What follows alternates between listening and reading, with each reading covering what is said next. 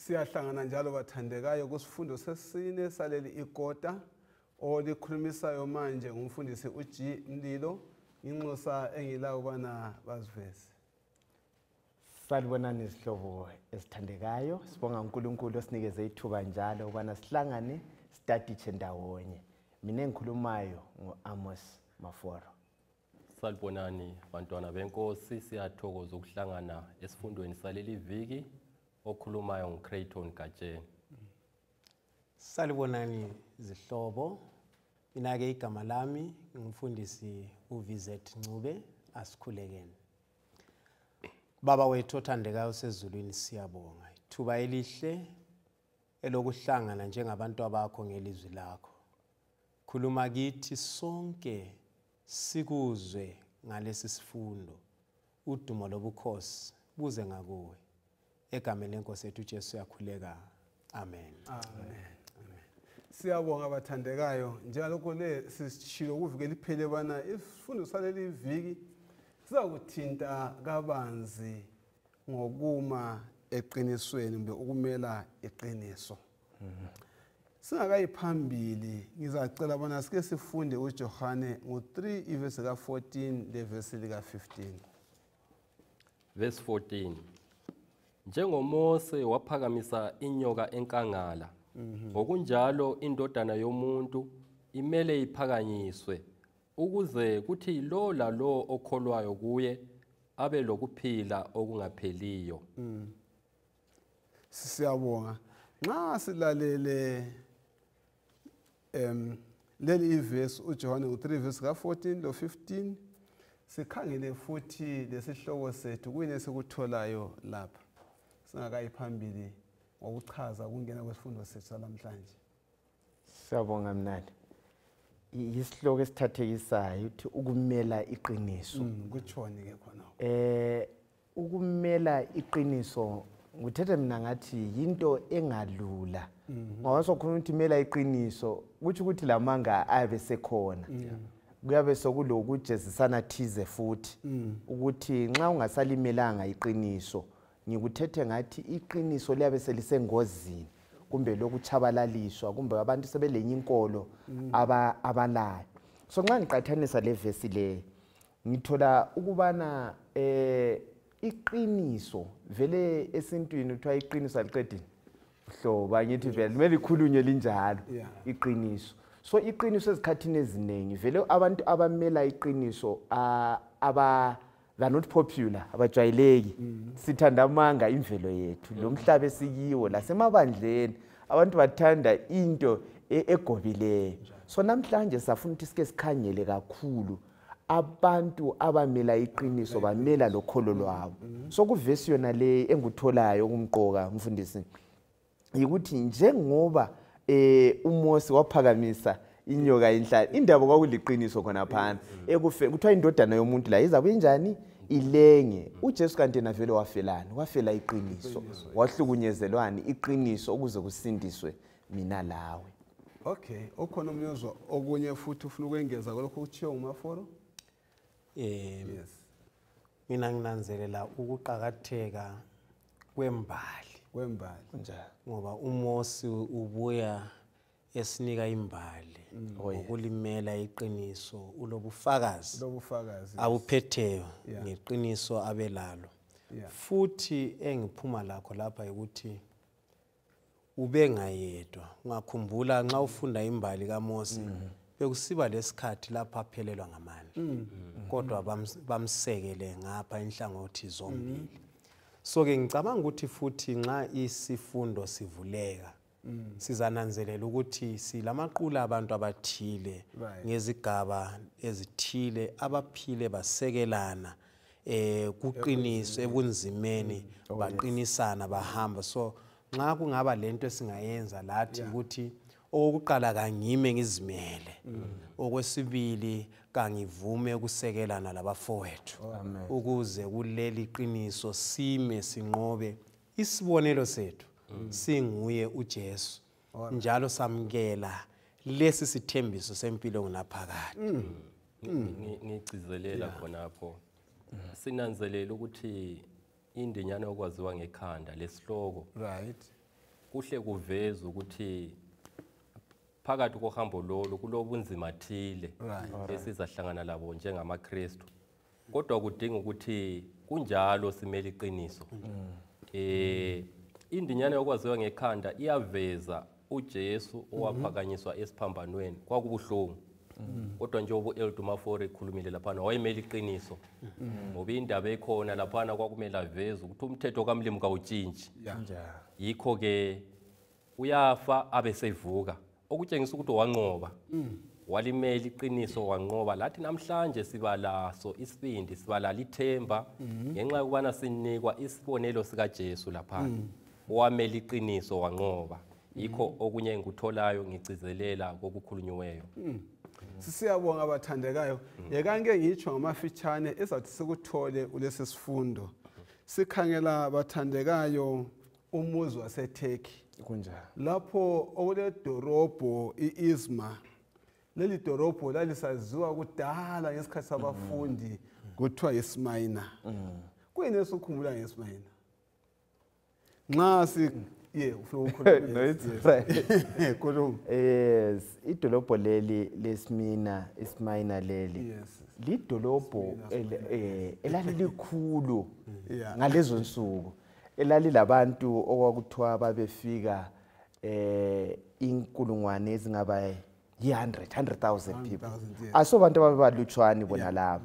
Kuthiwa abantu laba babe ngabantu ababe business minded. Abantu njalo ababephumelele kakhulu. Kodwa kuthiwa babethembakele bekhonza kakhulu iRoma.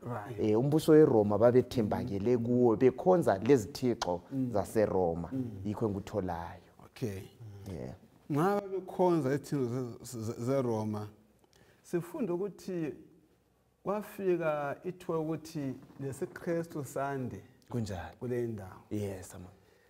Khonokho kodwa nxa sikhuluma ngempi enkulukazi sikhuluma izinto ezimbili esingasanjani esingasangena nezingasavumelani. Yes. Nxa sisingelesi siKristu lawa besikristuweni bala ukukhonza izithixo zeRoma. Yes. Kule ndoda ebaliswa kuthiwa nguPolycarp. Yes. uPolycarp ngomunye wabathungameli bebandla owabakhona leso sikhathi. Laye owagcina echiswa ethela ukumela ini iqiniso. Kwafika isikhathini sokuthi kuthiwa hayi wena Polycarp ukuze usinde kuchisweni akuchiye inkolo yakho le. Akukuhlanze konke lokho. uPolycarp uthana hayi madoda mina okweminyaka engu-86 Kunjalo. bengilobudlelwano loJesu. Akazange ngiphoxe noma ngaphi. Ngaleso sizathu ngingeke ngamyekela. Umlilo wayidla impilo yakhe watsha waphela du. Nguye labanengi abangene phakathi kwento efananayo. Banengi abantu abafela abangene kufeni befela ukholo lwabo bemela iqiniso. Leli viki sizakhangela ezinye zezimiso zeBhayibhili ezakhuthaza iqule labantu abathi sithina ngama-Waldenses. Ukuthi laba kunye labanengi kuyini okwabanika amandla abana bamele iqiniso lanxa bebesengena ngaphi ekufeni. Asingene kulesi sifundo bathandekayo sikhangela amadoda labomama labantwana abama eqinisweni. Lamhlanje siphethe iBhayibhili kodwa lize kithi ngegazi labantu abanengi abamele inkemba lokuchiswa okwehlukeneyo. Akusifundele uDaniel 7 verse ka23 kusiya ku25. Uzabuye ufunde uSamlo 12 verse ka6 kusiya ku14. Daniel 7 verse 23. Wangipha incazelo le. Isilo sesine singumbuso wesine ozavela emhlabeni. Uzaba lomahluko kweminye yonke imibuso njalo uzawuthumba wonke umhlaba. Ugxobagxobe ufohloze. Izimpondo ezilithumi ngamakhosi alithumi azavela kuwo lo umbuso. Ngemva kwawo kuzavela enye inkosi engafani lalayana awokuqala. Izanqoba amakhosi amathathu. Izakhuluma okubi ngophezu konke. Icindezele abangcwele bakhe izame ukuguqula izikhathi ezimisiweyo kanye lemithetho abangcwele bazanikelwa kuyo okwesikhathi esithile izikhathi ezilengxenye yesikhathi izikhathi ezilengxenye yesikhathi, right? Usambulo 12 verse ka6 verse ka14. Sambulo 12 verse Ngilika 6 verse ka14. 12 verse 6 lo verse 14. Yeah. Owesifazane wabalekela enkangala endaweni ayeyilungiselwe nguNkulunkulu lapho ayezagcinakala khona okwezinsuku eziyi-1260. La verse 14 Sumbali. Verse 14. Right. Owesifazana lo wayephiwe amaphiko amabili okhozi olukhulu ukuze andizele endaweni ayilungiselwayo enkangala lapho ayezagcinwa khona okwesikhathi lezikhathi lengxenye yesikhathi lapho inyoka eyayingeke ifike khona. Nansi indaba. Nxa silalela imibhalo le emibili. Yes. Themba sonke besilalele imibhalo emibili ikhangela siphi isikhathi sesiprofeti na. Sifumana amaqiniso bani avumelanayo kule imibhalo na. Isikhathi nxa sinanzelela lapha isikhathi lapho abafundi beBhayibheli kumbe abathathu zembali abathi khona ngama dark ages okwasukela khona ku 538 All right. AD kusiya ku 1798 Right. AD siphuma lakho njani lokho Yes. yikho lapho esithola khona indaba yenyanga ezingu 42 lensuku ezingu 1260 i3.5 years leyana ya umfundisi Ncube lapha ungayichaza indaba leyo ukuthi sifika njani ku 1260 lapha. Engifisa ukuthi sikunanzelele kakhulukazi kulesi sikhathi ngokulotshwa kwaso lesi sikhathi sibalwe kuzinsuku. Yes. All right. Sibalwe kuzinsuku Yeah. kodwa ke lezi insuku ngokwesiprofeti seBhayibheli akusonsuku njengokuthi usuku lokuqala lwesibili kodwa ngokutsho kwencwadi yamanani ngu14 verse lika 34 loEzekiya ngo4 verse lika 6 iyaveza ukuthi usuku olulodwa lumele omnyaka. So ke iminyaka le ungasukela kumbali laseBhayibhelini siphuma la isuka kumnyaka ka 538 AD siyafika ku 1798. So ngakhangela isikhathi lesiphakathi kwaso sonke lesi iminyaka hathi insuku iminyaka engu1260 okuyikuthi 42 months. Ungakhangela inyanga ngalolu hlobo ibalwe njenge 30 days. So ungazibala insuku lezi 30 days by 42 zikunika u1300 uzibala ungazibala zizinsuku ungazibala zingamaviki zifika zonke zithi khoxo ukugcwalisa lesi prophet. Ngingeze lokho. Right. Indaba yakhona kuthiwa ngesikhathi lesi wafa ababekholwa kuKristu. Right. Bathi kungafika izigidi ezingaba yi50 around 50 million abantu abafayo befela ukholo lwabo. Yikho sithola bona labana esithenga ama Waldenses, yikho silabo Jerome, silabo Hasi, esilama qhawe amanengi. Yisikhathi okwaphila khona oMartin Luther. Kwakuyisikhathi sona lesana uNkulunkulu waveza labo Wycliffe esizabathinta waveza ukukhanya kwakhe bama abazalwane bamela iqiniso. Nthemba yikho lapho esiphumele isihloko sethu ukuthi ukumela iqiniso kwakungalula kwakuzinsuku okwakulobunyama obukhulu lapha abantu behlukunyezwa kodwa banqoba. Ngicizelela khona lapho. Yeah. iBhayibheli nxa liveza ukunqoba yilokho ukuthi lanxa kusiyafika esigabeni sokufa umuntu afe lo Jesu. Yikho iBhayibheli elikutshoyo nxa lisithi ukunqoba. So kuyathathekisa kakhulu ukuthi nxa sithola lapha abantu abaphila kulesi sigaba sebandla bezimisela ukufa ngenxa yokumela ini Iqiniso. ngenxa yokumela iqiniso. Ngithe ngikufunda ngakubona sibili kuyinto esichiyela inselela ebandleni namhlanje ukuthi ikambe nxa abantu bamelana lo mlilo ngoba kwakungadlalwa la ubone enye indoda ichiswa laphana lawo busubuza ukuthi uyaqhubeka yini ngemfundiso yakho leyo ubone umuntu ebhebhe siba ngumlotha kwakudinga sibile amandla avele ezulwini ukuthi abe yiwahola umuntu ukuzamela iqiniso leli kodwa kusiqinisayo kakhulu nxa wawubona labo bantu bephakathi komlilo uvutha umlilo usidla inyama yabo ubezwe behlabela izingoma abaye bekhuleka bephakathi komlilo omethi vele ungatshoni uzithuphuthi basumlilo ngemva kwami ubase ngokhangele ibona kungasenze nxa sikhangela leyo ndaba ibandla lamhlanje lingafumana kuqina bani yazi nali kumbe singakafiki khonapho kule ndaba enye into esukuyichaza le ichaza owesifazana lo kuthiwa wanikezwa impiko wayaphepha kuthiwa wagcinakala owesifazana umeli ibandla yibona laba kuthiwa isenkangala khona ngale uNkulunkulu wamnakekela okunye kwakhona kusebenza kwakulilizwi likaNkulunkulu alidlayo esenkangala wathola ukudla kwakomoya waqina so izihlobo ezithandekayo okungasenza sime ebesikike sakuxoxa kuvike edlulileyo yikuthi sime ezwini lenkosi sidle ilizwi lenkosi kuza sisiza ukuthi simelane lobubi bonke loba sokubuya lombuzo lobuzileyo umlilo usulayithiwe uyazi nxa ulethemba mfundisi lokuthi indaba levele isiphetho sayo simi njani kuphetha ngayiphi indlela indoda leyani yalengayo yangifela yanginikeza ukuphila okunaphaka yilo ithembe libusisiweyo yikho kuphela okusenza siqine sime ngoba siyawazi umvuzo wethu ukuthi uyaphetha ngayo ake ngilethe isibonelo akucabanga ukuthi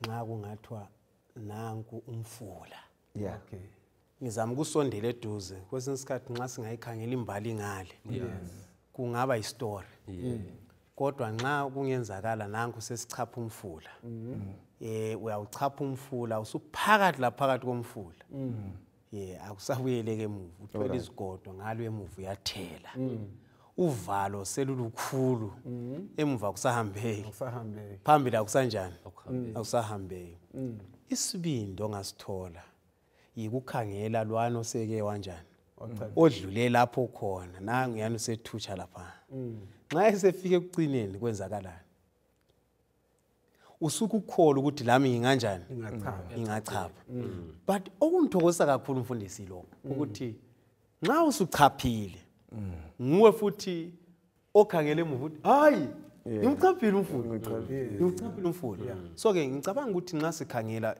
kwesinye isikhathi nangu uJesu ngoba nguyesikhuluma ngaye la nxa yena ehambile lolo hambo waba labafundi eceleni ithuba lokuthi afe lafika ngiyazibuza ake sithi nguwe phela uJesu thina lapha sonke singabafundi andivele wayilabafundi bakhe labana abaseduze futhi abathathu you know nxa ukhangela bembona uJesu ehlukuluzwa bathi singabantu yena uNkulunkulu but bafike bathatha yena bachiya thina but bahambona uyahlukuluzeka ngalesiyana isikhathi nxa kwakusenzakala babe ngaphelelwa lithemba nxa sokuhamba umdala what else kodwa thina sikhuluma namhlanje esenqobile kuthi ukuthi ke nxa singavuma ukuthi sehlakalo sivume ukuba senzekini sivume ukuba phakathi komfulo othwele izigodo kodwa ke sesilembali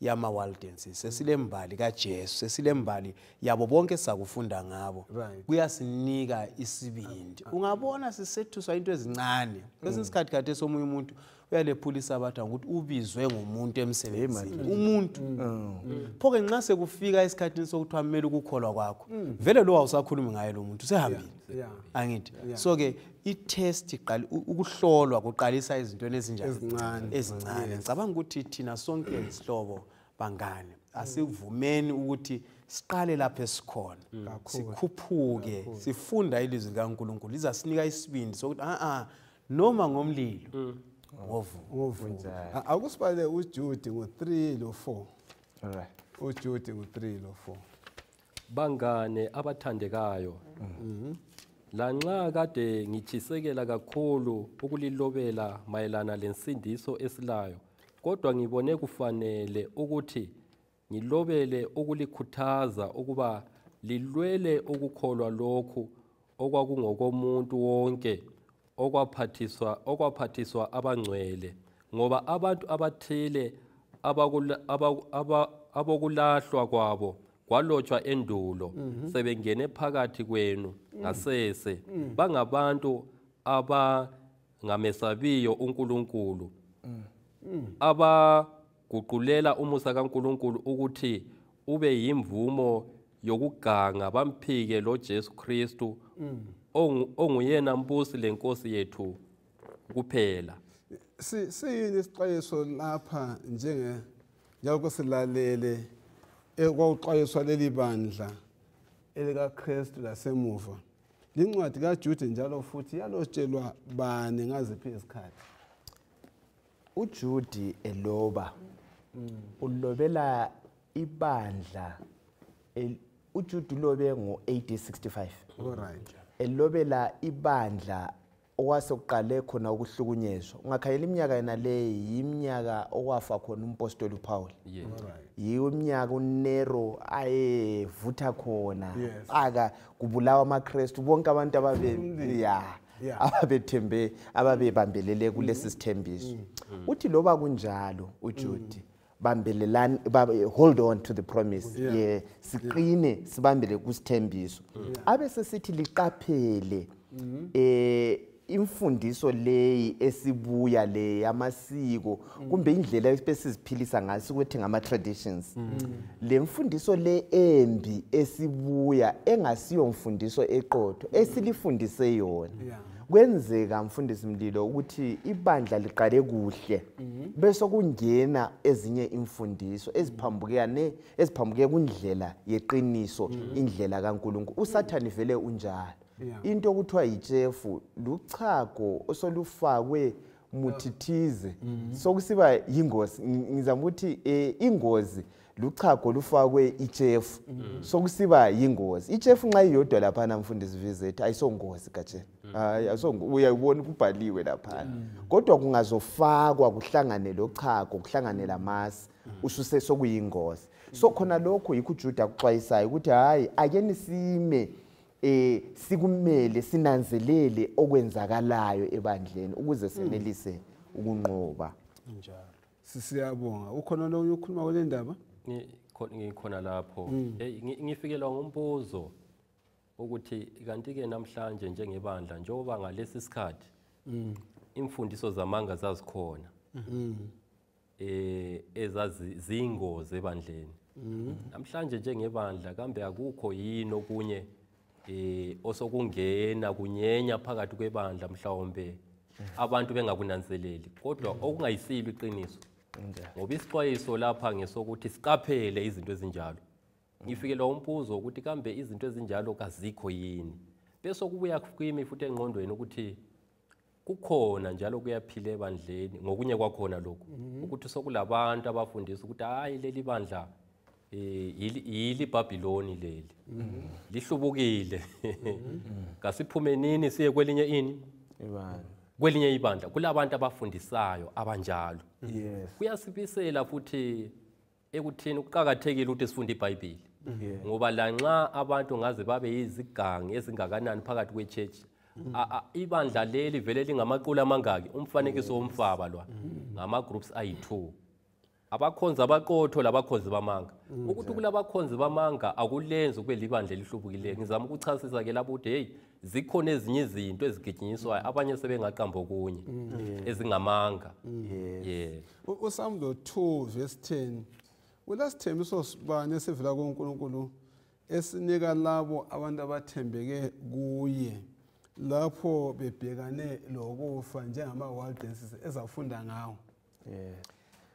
uSambulo 2 verse 10 yes sithola ilizwi lifika kula amaKristu ukuthi ukuhlupheka akuzukulibalekela izabhekana lapho kunjani ukuhlupheka lingathi lanxa likhula ukuthi asikufuni ngaze lithi kalikufuni ukuhlupheka lenjani yikho sithi lingesabi ukuhlupheka ukuze njani okuza kulehlela abanye benu liza kufaka intilongweni liza kulingwa ungafunda iminyaka leyana engu100 i10 days leyana futhi iyabuya ngesiprofet lesiyana iminyaka futhi engu100 behlukuluzwa befela futhi ukukholwa kwabo kodwa ke nxa kukhulunywa ke isithembiso esikhulu lapha sidlula ukufa umuntu yena akukhangeleleyo ukuthi impilo iphele ethuneni that's why lakhathesi nxa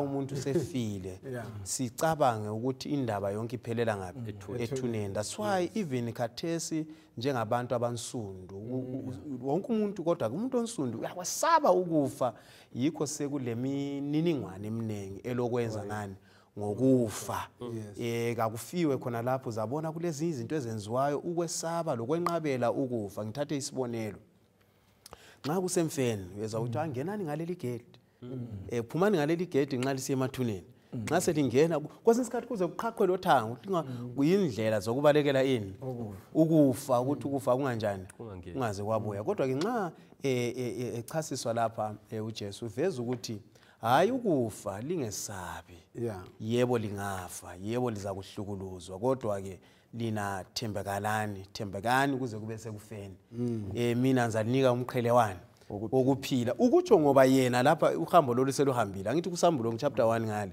siyambona eveza ukuthi ke ngikhona ngokuqala lokugcina nguye ngangifile angithi namhlanje senginjani nginguye ophilayo ngiphethe amakhiye ani awukufa le Hades angithi so ke khona lokho kusibona ukuthi lapho uyabathembisa ukuthi hayi bhekanani lokufa ngentokozo hayi nxa kuyikuthi uzonithembisa ukufa ngokukholwa kwami it's okay khonapho ke okwenza babhekane lokufa ngentokozo babe lethemba bani kuyina bakukhangeleleyo uthi ngaze ngife kodwa ngilethemba leli umlobile lapho athana izolo babegqokisa izidumbu imqhele kunjani kanti umKristu yena olethemba bani ilo leli elethwa ngumfundisi uVizethi ukuthi uthi mina ngiza kulinika umqhele wokuphila nansi indaba yifuna icace loba ungafa njani yabona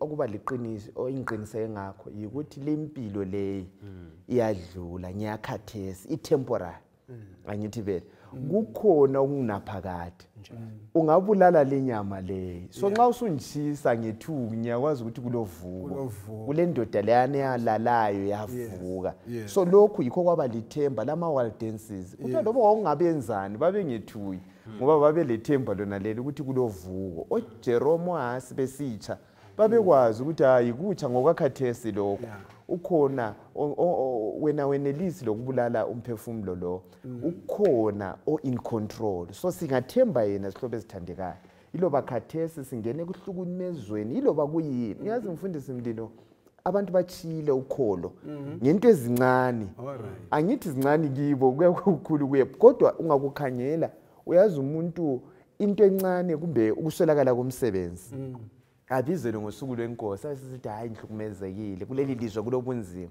athi ukholo abanye bachila ukholo ngokufelwa afelwe ngababili abathathu abantwana sesiyabuza kukanti ukuhlukunyezwa yiloba kuyini isihlobo esithandekayo uPaul uthi kuyini okungasehlukanisa lobantu bakithi lo Kristu lo akula loba kuyini asibambeleleni sikope kulabo abantu abaphila kuzinsuku lezi ama-waldenses sikope kibo sifunde ukuthile sibe lesiqiniso sizayitshaya intaba ekuqaliseni sithe thina laba bantu basenzele izimanga bekhanganane lo mlilo besathi umlilo vele uzakudla inyama yabo bekhanane lenkemba kodwa bema kunjalo ngifuna mana sike sidinge kulama verse alandelayo imisebenzi ngo5 verse 28 kusiya ku32 abasefeso ngo6 verse 10 kusiya ku12 lo Psalm 3 verse 11 funa sike sikhangele ukuthi kanti leso sibindi basithatha ngaphi esokuma nxa esalungisa lawa ma verse uPsalm 5 umsebenzi 5 verse 28 lo 32 lo Efeso 6 verse 10 kusiya ku12 lo Psalm 3:11 esawalungisela amavesi wathi ngeke ngikhumele abalaleli ukuthi bathandekayo kambe kuyini okukhathazayo bunzima bani ophakathi kwabo ngalesi sikhathi njalo kuyini okukwethusayo kulesithembiso sikaJehova njengoba sezwile abazalwane bana noma yini engihlukumeza ngaphansi kwelanga uJehova usimisele impilo engela kuphela kakhulu. Kasiboneni ukuthi kuyini sibili okwenza lamadoda aba lamandla okuma ebunzimeni. Sibalela amavesi la. Imisebenzi 5 verse 28. Yes. Kusiya ku-30 verse 28 kusiya ku-32. Right. Wathi saliqonqosela ukuba lingafundisi ngaleli ibizo kodwa seligcwalise iJerusalema ngemfundiso yenu njalo lizimisele ukusethesa umlando ngegazi lomuntu lo. Verse 29 uPetro labanye abapostoli baphendula bathi simele silalele uNkulunkulu kulokulalela abantu. uNkulunkulu wabokhokho wamvusa uJesu kwabafileyo yena elalimpulele ngokumlengisa emthini. Abasefeso 6 verse 10 to 12. Verse 10 to 12. Ekucineni qinani enkosini lasemandleni ayo amakhulu. Fakani isihlangu esipheleleyo sikaNkulunkulu ukuze lanelise ukumelana lamacebo kaSathane ngoba kasilwi lenyama legazi kodwa silwa lababusi lemibuse kanye lamandla omhlaba lo ogcwele ubumnyama silwe njalo lamabutho emimoya emibi emibusweni yasemazulwini. Amen. Ake sizwe sambulo ngo3 verse ka11 uthi sinqoba njani. Banqoba njani abanqobayo? Verse Sambulo 3 ivesi ngelika 11. Yeah. Ngiyeza masinyane bambelela kulokho olakho ukuze kungabi khona othatha umqhele wakho. Yes. Awuhlufundele 12. Verse 12. Yeah. Lo onqobayo ngizamenza abe yinsika ethempelini likaNkulunkulu kasoze asuko kulo futhi ngizaloba phezulu kwakhe ibizo likaNkulunkulu wami kanye lebizo ledolobho likaNkulunkulu wami iJerusalema elitsha elehlela phansi liphuma ezulwini livela kuNkulunkulu wami njalo ngizaloba phezulu kwakhe lebizo lami elitsha. Isiphi isimiso esisisekelo esisithola kule imibhalo yomithathu esibalileyo imisebenzi ngo5:28 abesefeso lo Sambulo 3 verse ka11. Mina lapha nginanzelela izinto ezine. Yeah. All right. Oqala nginanzelela ukuthi kakhulukazi kulesi sifundo lapha sinanzelela sikhuluma kakhulukazi ngama world diseases. Yes. Nginanzelela ukuthi insika yokukholwa kwabo kwakuNkulunkulu. So kungakhathalekile ukuthi kulasehlakalo bani uNkulunkulu nguye ababembona phambi kwabo. Okwesibili babemi eqinisweni leBhayibheli babe ngaphumi babe ngafohli babe lamazwi athi nxa uJehova ethe lathi sima khonapho. Okwesithathu yikuma ekuthembeni uJesu owafayo.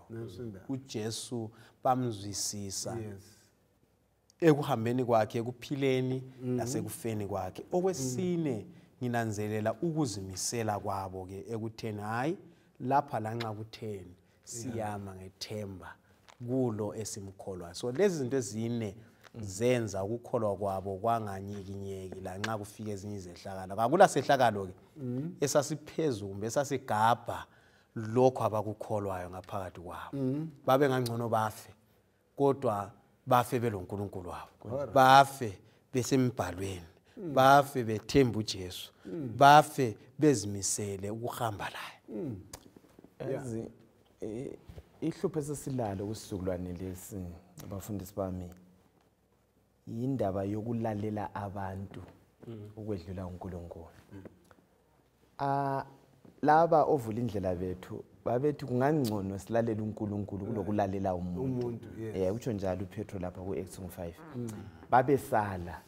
Uyabona khathesi abantu kungangcono uzezwa umfundisi uthe umfundisi wami uthi Right. ya ngakithi kuthiwa silalela abantu Ubaba ubaba uthi Yes. so yingozi esilayo simele sibe le thus saith the Lord inkosi ithini ungabalala madoda ukuthi into yes Alright. indaba yembhalo okuthiwa isola scriptura ukuthi iBhayibheli lona lodwa kungabi lokunye esikulandelayo silandele uNkulunkulu yikho kusinikeza isibindi sokuma ngaphandle kwalokho sihlobo esithandekayo vele thina sodwa siweak siyantengantenga ukholo lwethu akula lapha esingamako kanti ungamanga mana edwaleni elinguJesu njengoba ethina umnani insika yethu bathi bona ikwethemba uNkulunkulu 200% ungathembi omunye umuntu asithembeni uNkulunkulu ngoba nguye yedwa ongaguqukiyo ngicizelela khonapho Yes. ngithathekiswa indaba yomqhele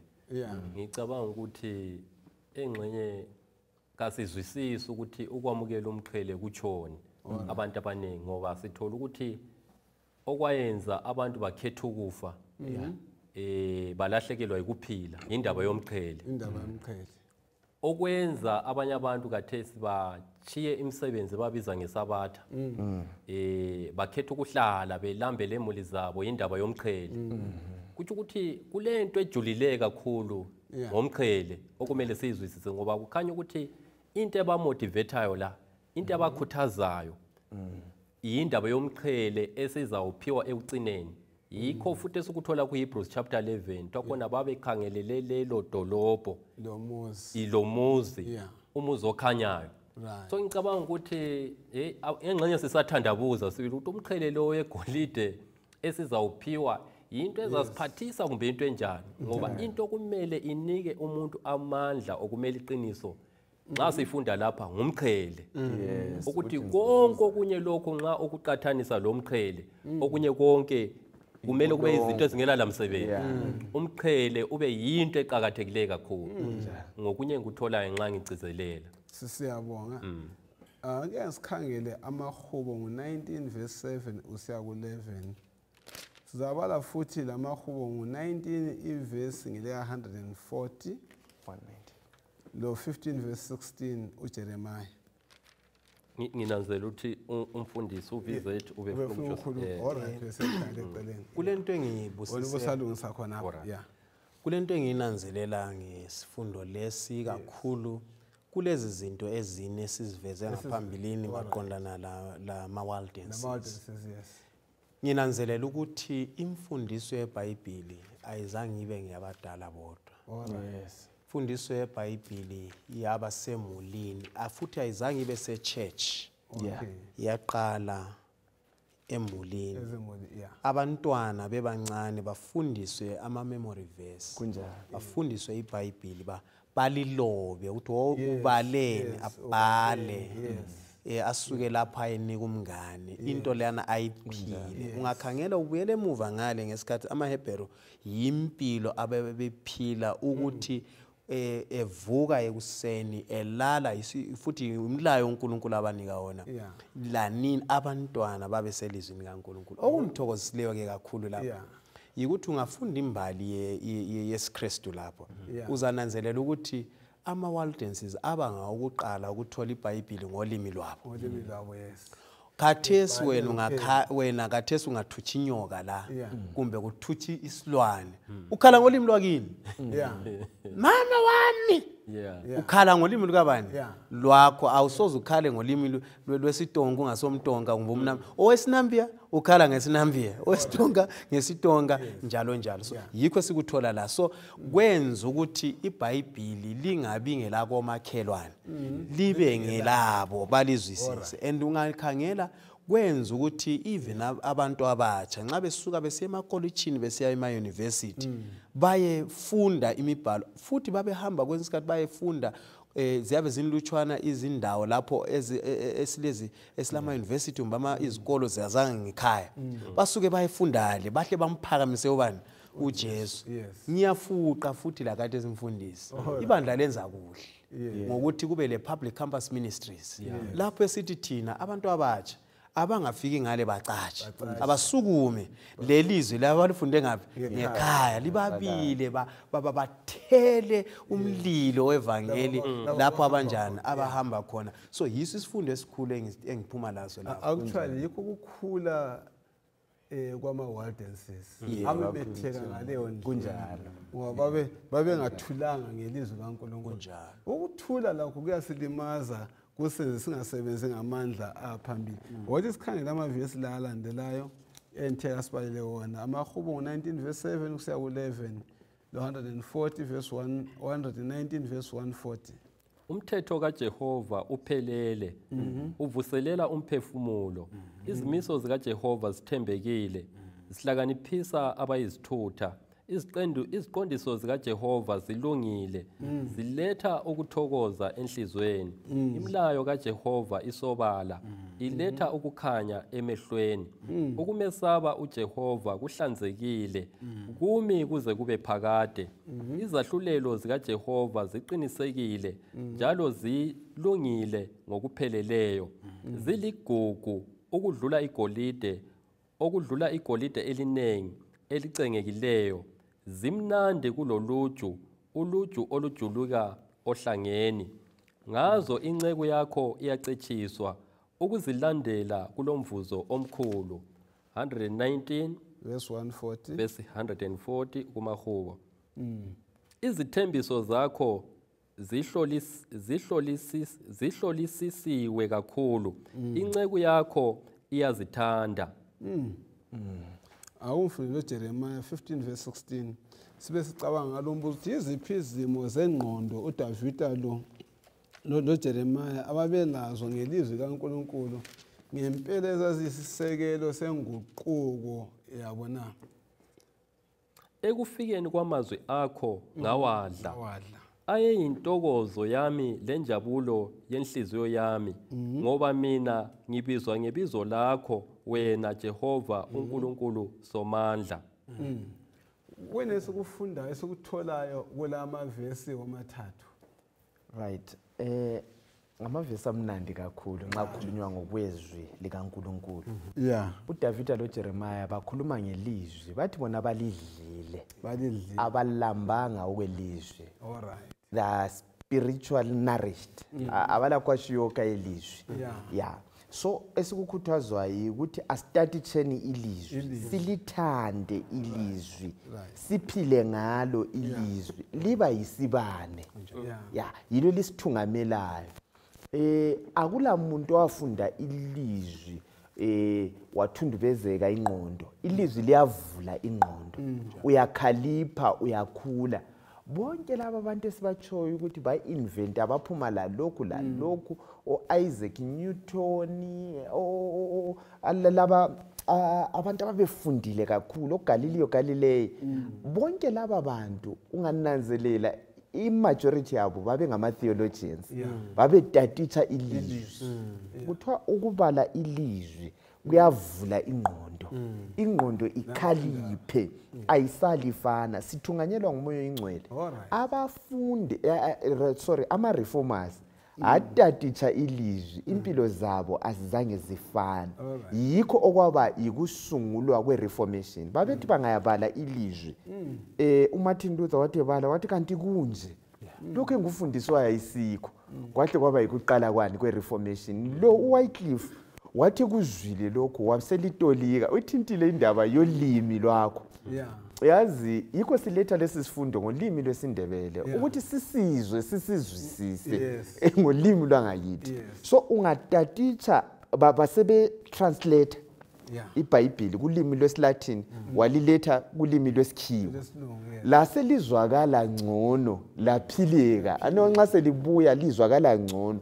Kuhle inguquko ihimemetheka uyabubase umlilo omangalisayo. So sihlobo esithandekayo asifundeni ilizwi asikusala sifana. Ilizwi lesono akuhambelana. Ngokufunda ilizwi isono siyabaleka. Siyabonga. Nxa ngikhangela 2 Timothy 2 verse 1 kusiya ku3 waletha wayesobani uPaul kuTimothy maqonana lokwaba ilizwi likaNkulunkulu. Lonelo kanye elaqinisa abaningi. uthi yena yeah laba esengibabele ilizwi ngababele abanye. Uyabona nxa ngifundisa ngingafundisa abathile la nifundisana abathile. uJesu uqalela ibandla leli labafundi abayi-12. Ku-12 siya ku-Exodus okuthiwa wasibe yi-120. Besuka ku-120 baya ku-3000. 3000 5000 we-edit. Lamemetheka. So indaba elethwayo la nxa singezwa akuthuleki. Ukuwayiletha mfundisi Mlili abantu bathule. Abantu ba-silent. Angazi i-witness enjani ethuliyo. Singezwa ilizwi akuthuleki. uJeremiah uyala uthi kuyala ukuthi ngithule linjengomlilo osemathanjeni ami akuthuleki. Kanti wena mfundi othulayo uba leliphi ilizwi ngoba ungabe ukuzwile kufike kahle gatsheni hayi uzakhuluma. So asambeni siyekhuluma sitshela abanye labo bafundiseni abanye. Yes. Mina ngithathekiswa ngumuca oku Great Controversy. Alright. Upage 94 ufunda kanje. Yeah. Ukufunda iBhayibheli kuthuthukisa yonke imicabango. Kunjalo. Imizwa lezifiso ngendlela okungekho esinye isifundo esingakwenza ngayo. Kunika ukuzinza kwenhloso, ukubekezela isibindi lamandla, kucwengisa isimilo futhi kungcwelise umphefumulo. So nxa sifunda iBhayibheli kasiphathiseki kuphela kunkambo yakomoya kodwa kumpilo yansuku njani zonke. Nxa ungafika uhlangane lezinye izifundiswa bayazibuza abantu ukuthi kathi imfihlo yalomuntu ingapi ngoba lona ilizwi leli liveza uNkulunkulu liyilizwi likaNkulunkulu liyingqondo kabani kaNkulunkulu. Soke sisuka kuzinga lomuntu sifike kuzinga likabani likaNkulunkulu. So ke uNkulunkulu ujongeke ukuthi nxa singafunda leli lizwi la nxa kungafika isikhathi sokuhlukuluzwa siyakuma ngoba akuseyithe esiphilayo kodwa yena uKristu usephila phakathi. Ngicizela khona okuthiwa ngumfundisi nxa kulo musa esingazenzela wona njengamalunga ebandla laba bonke abalandelela lesi sifundo yikukhuthala ekubaleni ilizwi ikakhulu nxa sowufuna umqhele ugcineni ngoba ngendlela okuchasiswa ngawo umuca lo obalo ngumfundisi kuzaba nzima vela kwenzakali ukuthi abantu banqobe uSathane bengabali iBhayibheli ngoba izilengoma zifika okumele kufike ivesi phoke nxa ivesi nxa ingekho ekhanda eza kwenza ukuthi unqobe leso silingo uyabe usunqotshwe nguSathane. Kodwa ke nxa sikhangele kathesi sesisiye eqinisweni abantu ababali iBhayibheli balutshwana. Kungani abazalwana abaningi siyasuthiseka kuphela ngokubuya echechi amanye amabhayibheli abe le dust even ngesabatha litshengisa leli belibekiwe leli lithethwe ekseni sona lesi sabatha kasoze sisise ndawo kumele sikhuthale ekubaleni ilizwi likaNkulunkulu akusibalele futhi ilizwi likaNkulunkulu uHebrews 2 verse ka14 lo 15 nxa ebala khumbulana amazwi athiwe ngabazalwane bathandekayo bathile umaforo lapho uthena uPaul waxwayisa uTimothy ngendlela zokwaba ini ilizwi ngendlela okuthiyo uGatsheni lokuthiyo umaforo umKristu kalibale ilizwi engapheleli ekubaleni kanjani ilizwi kalidlulisele kwabanye phambili khonokho kokubili kuzaqinisa ubuKristu bomKristu. Hebrews 2 verse 14 to 15 njengoba abantwana belomzimba legazi naye wahlanganyela ebuntwini babo ukuze kuthi ngokufa kwakhe amchithe lo ophethe amandla okufa okutsho uSathane abakhulule ababe bambeke ebugqilini impilo yabo yonke ngenxa yokwesaba kwabo ukufa.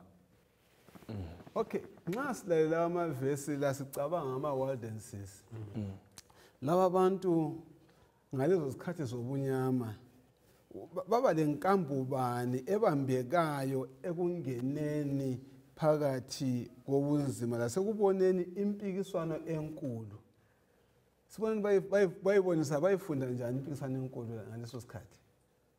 Abantu bathwala nzima mfundisi.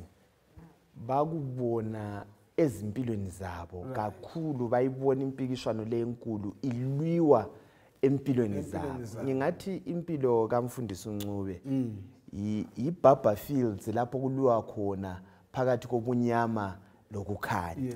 Kwakulwelwa kibo ukwazi ukuthi mina ngiqotho abazange bezwe abantu thina siyezwe ukuthi baselwa bazingelwa amaHebheru yakufaka uthi abanye bakhona babegqokiswa izikhumba zezimvu bajikelwe kuzingwenyama, abanye bachiswa ngokomlilo, abanye baqunywa amakhanda, abanye basahwa, banenge omama bathwala nzima belahlekelwa zingane zabo kuyindaba yokholo. Ngikubamba umlomo khonapho maforo kuthiwa abanye kwakuthathwa ihatshi amabhiza ngo4 kubotshela isandla siye lapha esisandla siye ngale olunye oluye ngapha olunye ngapha ayikhuze umuntu ihatshi lana singamandla lesiyalini singamandla lesiyalini singamandla kwenzakala ngomzimba ihorsepower usawuleziqa ezengu4 benthenga ubamba umuntu kwakuzinsuku zakhona kwakungalula isihlobo ezithandekayo. Mvumela Mfundisi ngihle ngitsho isihlobo ezithandekayo isiphetho saleli bandla siyakhona laphana. Mzalwane uthandekayo qina elizwini udle usuthe ngoba isikhathi sekuseduze lapho esiyakuzingelwa sizingelelwa ukholo lwethu siyakuhlukunyezwa simele sime sifunde kulabo uvula indlela bethu bese siphila ngokwelizwe uza kusinqobela ngoba ukukhanya kuhleli kunqoba ubunyama. Kuyini sebesibili okwabaqinisayo ama-world dances kwabanika amandla lesibindi bephakathi kobunzima obesabekayo bokubulawa lokuzingelwa? Kuyini okwapha uHas, uJerome, uTyndale, uLitma labanye abanjalo isibindi sokumelana lomlilo kanye lenkemba kodwa bema beqinile okholweni lwabo? Kuyini esingakubalisa? Okunye sesike sakuveza phambili awuqali o inkomo nxa uthengisa inkomo esele ukuze ichaye isikali kawuyiphukudla isisesele kodwa uba lesikhathi esaneleyo sokuyilungiselela ngapha kungakafiki leso sikhathi ukuze nxa isisiyeseli sekungenzeka futhi iswele ithuba lokuthi iseseli idle kodwa kungehlisi isikali. So ke ngilapho kunanzelela ukuthi abantu laba kungakafiki isikhathi sokuhlupheka bona badla ilizwe abalidlelanga ukuhlupheka kodwa babelidla kuyintokozo kibo ukwazi uJesu lokumthanda uJesu kwakusukela ngaphakathi kwabo bani kwawo. So ke nxa sebefika esigabeni sokuhlutshwa kungazathi livevane lidlula umuntu echayela imoto. Nxa uchayela imoto sokudlula ivevane awungeke ususamehlo wakho emgwaqweni ukhangele imi. So kubo ukufa kwalingana levevane. Ngingakufaka leyo ndlela ukuthi kubo ukufa kwakulivevane kodwa wayekhangelele wayebona ngazathi imoto lifakelwe uqaqa.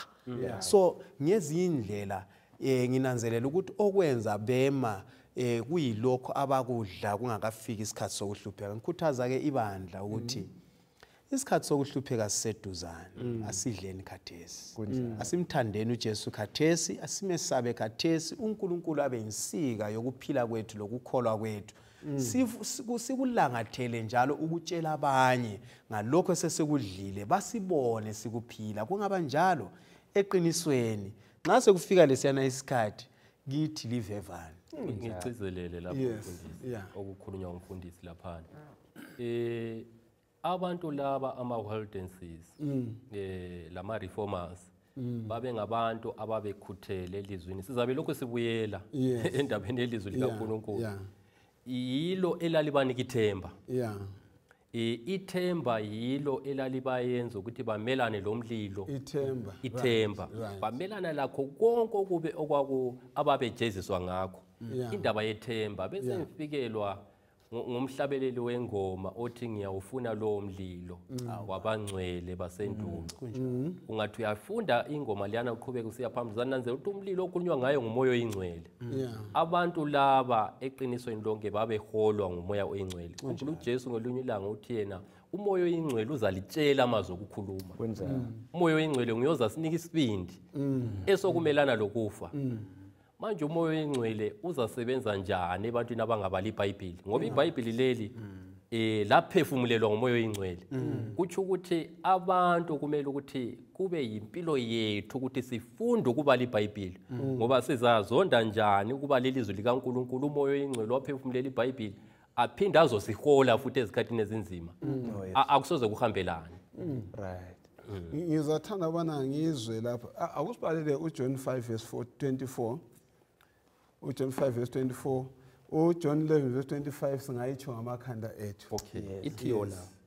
Ngiqinisile ngithi lo oyezwayo amazwi ami amkholo lo ongithumileyo ulokuphila okungapheliyo njalo kazi ukulahlwa usechaphile wasuka ekufeni waya ekuphileni. Amen. 11:25 nithi siyachanga amakhanda le. Ya indaba elethwayo lapha namnali. Indaba yokuthi okwenza bama ukuthi bakholwa amazwi kaJesu.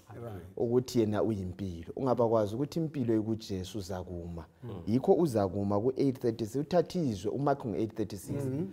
Thathilizwe ngipho bani wayithi. uJesu thathizwe ngipho uJesu.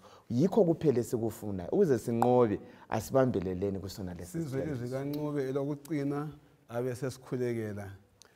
Ilapho ukukhuthaza bandla likaNkulunkulu. Lapho esivela khona kuKhatshana. Lapho esiya khona kuseduzane. Ibandla leli laziwa ngokugxila emibhalweni. Kasifundeni imibhalo sigcwaliswe ngamandla kaMoya oyingcwele lapho ukufika ukuhlupheka sime sinqobe. Siyabonga elakho lokucina ubususikhulekela. Ngiyithathekiswa impilo kaJohn Wycliffe. Kuthiwa ingcwaba lagejwa after 40 years. So uSathane waba le stress kwatshiswa amathambo lagejwa kwatshiswa amathambo ajikelwe emfuleni. Wamzondela nqaba Sefile. Angazi ukuthi thina kathesi uSathane nxa esikhangele uthini ngathi. Kube kufanele ukuthi lathi si stress uSathane asiphinde simstress sesemangcwabeni njengo John Wycliffe. uNkulunkulu kasisize siyakhuleka. Baba wethu othandekayo osezulwini nansi indaba yempikiswano enkulu iyaqhubeka. Sikhulekela ibandla sikhulekela bonke abantu abazathintwa isifundo lesi. Sicela usinika amandla okuma phakathi kwempi enkulu kangaka. Mandla kasilawo sicela umoya oyingcwele ahole impilo zethu. Sifundise ukubala iBhayibheli. Sifundise Thixo ukuthi lanxa sisezikolo lanxa sisemsebenzini nje ama Waldenses sifakaza ilizwi. Siphathise lapha ezipanelists labanye uNkulunkulu abasincedisayo abasiphathele imtshini. Esikufisayo ukuthi ekucineni kwakho konke lathi samukele yethu imqhele singabanqobileyo ngoJesu siyakhuleka. Amen. Amen.